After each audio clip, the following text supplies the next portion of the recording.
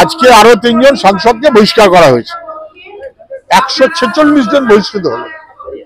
INDIA জোটের যত সাংসদ আছেন তার বোধহয় 70 ভাগকে ইতিমধ্যেই সাসপেন্ড করা হলো, সাসপেন্ড, বহিষ্কার ইত্যাদি ইত্যাদি।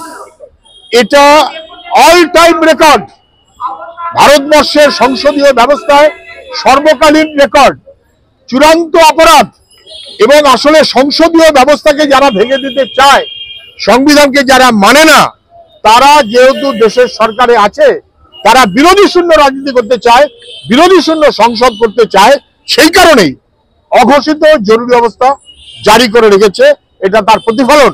মুখ্যমন্ত্রীকে জিজ্ঞাসা করুন, যখন সংসদে প্রতিদিন সাংসদদের সাসপেন্ড করা হচ্ছে, তখন উনি প্রধানমন্ত্রীর দ্বারস্থ হয়েছেন এবং প্রধানমন্ত্রীর সঙ্গে সংসদের চারদিক ঘুরে ঘুরে সন্তোষ প্রকাশ করেছেন। বিচারপতি অভিজিৎ গাঙ্গুলির মন্তব্য, এবার রাজ্যের সিবিআই থানার প্রয়োজন। বিচারপতির মন্তব্য নিয়ে আমি কথা বলি না। বিচারপতিরা তারা নানাবিধ কারণে রাজ্যে যা চলছে তাতে খুবই বিব্রত বোধ করছেন। আইনের শাসন নেই, এটা তাদের কথার মধ্য দিয়ে স্পষ্ট হচ্ছে। অভিজিৎ গাঙ্গুলি হোক আর যেই হোক না কেন, প্রত্যেকেরই কথার মধ্য দিয়ে। ফলে এটা রাজ্য সরকারের অসন্তুষ্টি হচ্ছে। কিন্তু মানুষ বুঝতে পারছে যে রাজ্য সরকার যখন অপদার্থতার চূড়ান্ত জায়গাতে গেছেন, তখন বিচার ব্যবস্থার উপরে খানিকটা আগের চাইতে ভরসা মানুষের বাড়ছে। তবে ইন্ডিয়া জোট হলে কি সিপিএম এর উপর কোনো প্রভাব পড়বে?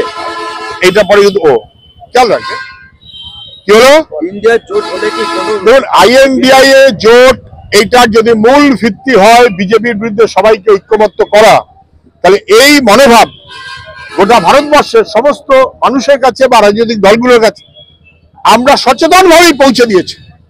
দেশটাকে যদি বাঁচাতে হয়, তাহলে বিজেপির অপশাসন থেকে দেশকে মুক্ত করতে হবে। যার যেখানে যতটুকু সুযোগ আছে, পার্লামেন্টের ইলেকশন, বিজেপির বিরুদ্ধে গোটা দেশে মানুষকে ঐক্যবদ্ধ করতে হবে। এবার কোন রাজ্যে কিভাবে হবে সেটা রাজ্যের পরিস্থিতির উপর নির্ভর করবে। যেমন পশ্চিমবাংলায় সেটা বিজেপি আর তৃণমূল এই দুয়ের বিরুদ্ধে লড়াই করেই আমাদের এগোতে হবে। কারণ তৃণমূল মানে আসলে প্রকারান্তরে বিজেপিকে সাহায্য করা। আপনি বুঝতে পারছেন না, যখন 146 জন বা 43 জন সাংসদ সাসপেন্ডেড, তখন তৃণমূলের নেত্রী হাসি খুশি মনে সাংসদদের নিয়ে প্রধানমন্ত্রীর সঙ্গে বৈঠক করলেন। রাজ্যের জন্য নয়, কিন্তু রাজ্যের জন্য করলে তো অফিসার থাকতো, ফাইলপত্র থাকতো। রাজনৈতিক কারণে প্রধানমন্ত্রীর কাছে উনি গিয়ে বার্তা দিয়েছেন, আমি কিন্তু আছি।